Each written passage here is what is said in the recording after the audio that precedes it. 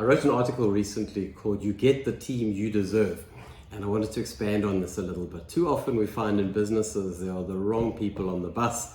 We find business owners that are really unhappy with the staff they've got, and we've got employees that are really unhappy working. Either they're working for the wrong boss, they're in the wrong company, or possibly they've been put into the wrong role, or they weren't onboarded or inducted in the right space.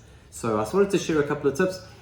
We do a lot of work in the recruitment space, and over the years we've helped countless business owners improve their strike rate on hiring amazing team members. So I want to give you 7 tips, or let's call it 7 keys to improving your recruitment strike rate. So the first one is, do you have real clarity on who you're looking for? How are you going to know the right person if you haven't documented in advance who you're looking for? So have you got your systems right? Have you updated your company organogram so there's no confusion over who this person reports to and what the roles are?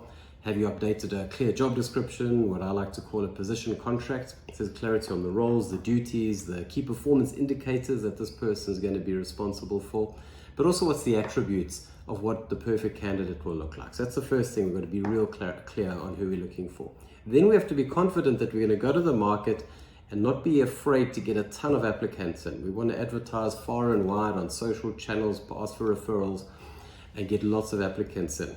Because somewhere out there's the perfect person, but we don't want to rush and just throw the first available bum in an empty chair. You're going to regret this, and your employee is going to regret it. You're not doing them a service by putting the wrong person in the job. So let's be confident enough to get a lot of applications in. One thing that'll give you the confidence to get a lot of applications in is if you have a thorough screening process, because obviously nobody wants to read 100 CVs. Trust me, I would rather jump off a bridge than read 100 CVs. But imagine a process where you can ask for a short cover letter, 350-word cover note. You're going to understand a lot about that person and their writing ability and how they apply their mind with a short motivation letter. How about a telephone application where people need to leave a short voicemail on exactly why they are right for the role? An application video that they can WhatsApp to you, introducing themselves and explaining why they're right for this role. There's lots of little tips like this or strategies you can use to filter out the good candidates before we even have to look at CVs. Because remember, we're hiring for attitude, we're going to train for skill, but we've got to test for attitude, and there's other ways of doing that. So do we have a screening process? Do we have a clear, time-efficient recruitment process and testing process? Again, a lot of people don't want lots of candidates because you've got to do a lot of interviews. 4 interviews can take 4 hours, right? And that's time you'll never get back. So have you considered using group or panel interviews? Get your 3 or your 4 favorite candidates, get them in a group environment, get your team members with you, and interview the people in an informal basis or formal basis, whichever works for you. But it's amazing what you uncover. It's time effective, but getting people in the room together, you're going to see a different side to them than you do see on a one-to-one interview. Also, your colleagues are going to observe different things that maybe you missed in the group interview process. Testing is another key thing that people don't do. Are you doing psychometric testing, behavioral profiling to see the attributes of that person or your candidates? Are you also doing skills testing? Don't just take somebody's word for it if they say they're good at Excel. Are you giving them an Excel test, for instance? If they say they're amazing on the phone, are you getting them to make a couple of telephone calls? Whatever's appropriate, but let's make sure we test the stuff that's on the CV. Another key part of testing that a lot of people miss is reference checks. It goes without saying, we know this, but how many people actually follow through on it? Yes, take references on what's on the CV, but are you taking references on the gaps in the CV, the areas that people haven't given references? We need to sometimes really dig and take as many references as you can. You're going to find out some interesting stuff.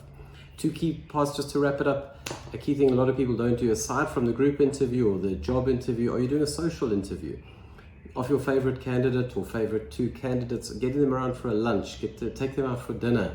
You can invite their spouse or their partner. In a social interview, you're going to see things like drinking habits. You're going to see how people are socially. When that candidate goes to the toilet, trust me, their partner or spouse is going to tell you a few things about that person that you're going to learn all sorts of things about your candidate that you might not have known. And a social interview is great as well for the team. Do a lunch or something like that with the team. Let them see the person, that we all collectively onboard that person. That person is going to get onboarded a lot faster and become part of the team, because you know what happens often, the new guy always gets thrown under the bus. Good solid social interviews will help screen correctly and get people up and running really quickly. And last one, are you preparing a proper induction process? So when the person arrives for work, have you prepared the steps that you're going to take through, teaching them the vision, the mission, the values of the company, reading the manuals, the marketing material, following your team members around that they can tick off on a list that this person really knows the business inside out before you unleash him or her on your customers. So there's 7 little tips there. I hope they give a quick overview. There'll be some of those areas that you're probably getting right and some of those steps you possibly need to work into your recruitment process. If you need any help with that, obviously reach out to us. We're always here to help if you want some guidance in this space. But there's a lovely saying that says you don't build a business, you build a team, and the team is going to build that business for you. But it's critical that you get the right people in place. So good luck with this, and let's get some good people onto your team.